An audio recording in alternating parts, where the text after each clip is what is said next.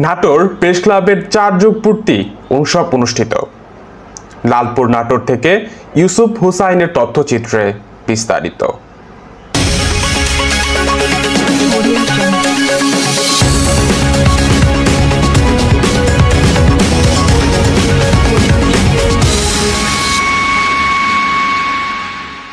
ঐতিহ্যবাহী নাটোর প্রেস ক্লাবের 4 যুগ পূর্তি উৎসব পালন করা হয়েছে।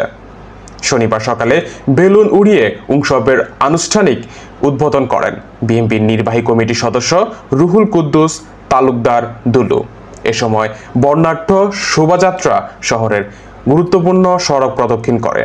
পরে প্রেস ক্লাবের মিলাদনে কেক কাটা ও আলোচনা সভা অনুষ্ঠিত হয়।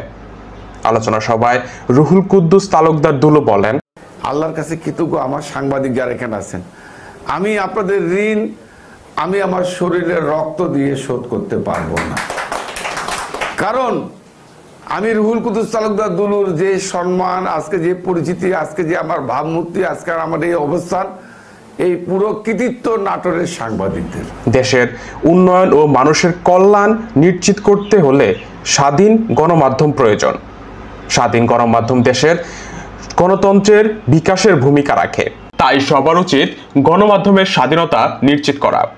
এ সময় অন্যদের মাঝে বক্তব্য রাখেন নাটোর প্রেস ক্লাবের সভাপতি ফারাজি আহমদ রফিক বাবন, সাধারণ সম্পাদক যমুনা টেলিভিশনের সিনিয়র করেসপন্ডেন্ট নাজমুল হাসান, সহসভাপতি শহীদুল হক সরকার, সাংবাদিক নাসিম উদ্দিন নাসিম, বুলবুল আহমেদ, জেলা বিএনপির সদস্য সচিব আসাদুজ্জামান আসাদ, পৌরসভার সাবেক মেয়র কাজী শাহ আলম, দপ্তপাড়া মডেল ডিগ্রি কলেজের অধ্যক্ষ আসাদ বিন আবু সাইদ, বৈষম্য বিরোধী ছাত্র আন্দোলনের নেতা শেখ ওবায়দুল্লাহ মিম সহ অন্যান্যরা।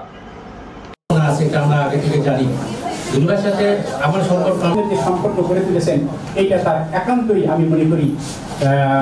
নাটোরে এমন কোনো গণমাধ্যম নেই যে গণমাধ্যম নাটোরকে দহবন দিতে চাইনি পৌরসভা। যখন সভাপতি এই কাগজ উপস্থাপন করে, আমরা সবাই করতালি দিয়ে তারপরে আমরা বিভিন্ন চিন্তা করে এই বিষয়গুলো যদি সংশোধিত না হয় তাহলে ভবিষ্যতে সমাজের